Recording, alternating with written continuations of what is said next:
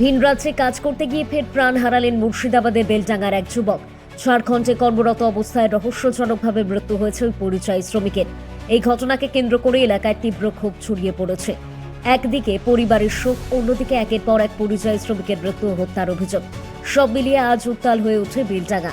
এই ঘটনার প্রতিবাদে আজ সকাল থেকেই বেলডাঙ্গায় শুরু হয় পথ অবরোধ ও ট্রেন অবরোধ। বিক্ষোভকারীদের দাবি, ভিন রাজ্যে কাজ করতে যাওয়া শ্রমিকদের নিরাপত্তা নেই, বারবার ঘটছে অস্বাভাবিক মৃত্যু, অথচ প্রশাসনের তরফে নেই কোনো কার্যকর ব্যবস্থা।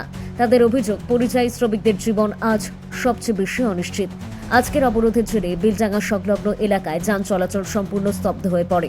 রেল লাইনে বসে পড়ে বিক্ষোভকারীরা, যার ফলে বেশ কিছুক্ষণ ট্রেন চলাচল ব্যাহত হয়। দুর্ভোগে পড়েন নিত্যযাত্রীরা। খবর পেয়ে ঘটনাস্থলে পৌঁছয় বিশাল পুলিশ বাহিনী ও রেল পুলিশ। পরিস্থিতি নিয়ন্ত্রণে আনতে বিক্ষোভকারীদের সঙ্গে দফায় দফায় আলোচনা চালায় প্রশাসন। বিক্ষোভকারীদের দাবি, দোষীদের কঠোর শাস্তি চাই, মৃত পরিবারের জন্য সরকারিভাবে অনুদানের ব্যবস্থা করতে হবে। এই নিয়ে বিক্ষোভকারীদের মধ্যে কে কি বললেন শুনে নেব রিয়েল ভিউ নিউজের পর্দায়। বেলডাঙ্গা থেকে আফতাব উদ্দিন শেখের রিপোর্ট, রিয়েল ভিউ নিউজ। উপযুক্ত বিচার চাই। এই বাচ্চার কি অন্যায় ছিল, কি কারণে মেরেছে, উপযুক্ত বিচার চাই। কিসের জন্য চাই উপযুক্ত? কি হয়েছিল ওখানে? কি কি কি করেছিল? কাম করছিল।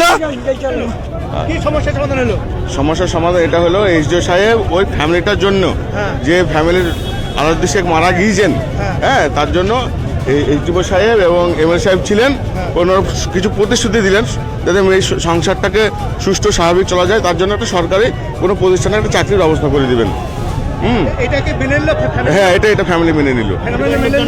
হ্যাঁ, মেনে নিয়েছে। এই যে ট্রেন আছে, জাতীয় সড়ক অবরোধ কতক্ষণ ধরে এই যে চলছে? এই ঘন্টা দেড়েক ধরে। ঘন্টা দেড়েক চলছে।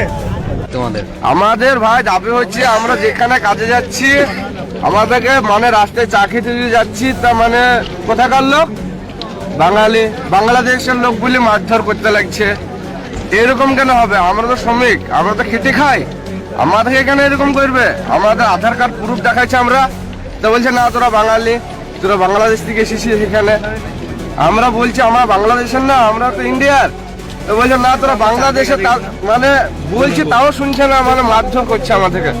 এরকম কেন হবে? আমরা তো বাইরে ইনকাম করে খাই, খেটে খাই আমরা, আমাদের সাথে এরকম অত্যাচার কেন হবে? আমরা জানো এর জন্য কোনো একটা চাই, বিচার চাই। আর কবে থেকে আপনি বাইরে কাজ করেন?